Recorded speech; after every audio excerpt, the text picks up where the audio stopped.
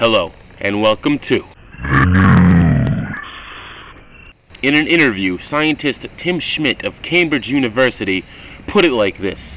Yo, this shit makes the Black Plague look like a fucking pussy.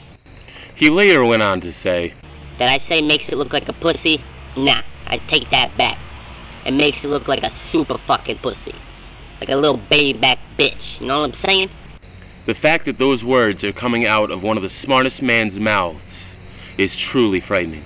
This epidemic is the rapid, widespread use of the new drug called marijuana. As you may well already know, there's an epidemic spreading across the entire United States faster than anyone could ever predict.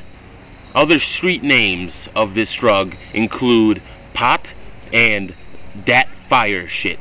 Over 50 trillion people have died in just the past few days.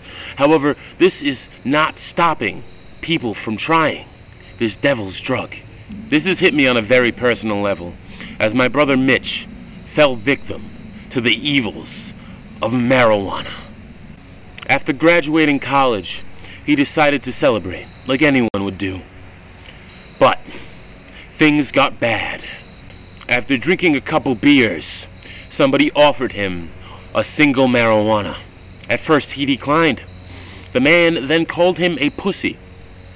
So, like any man, he took that marijuana. For reference, this is a picture of my brother Mitch on June 17th, 2016, 3 days before his death. He was such a handsome man. All the kids called him Mr. Handsome Man. Oh wait, that's John Wayne Gacy. Shit. There he is. There's the non-serial killer brother of mine. He looks like a faggot, I know, but that's just how he looked, as not because of the drug. Now for the next picture. Viewer discretion is advised. So if you don't like seeing dead people chilling all dead and shit, please avoid your gaze. This is a photograph of my brother taken on June 20th, merely 3 seconds after his death.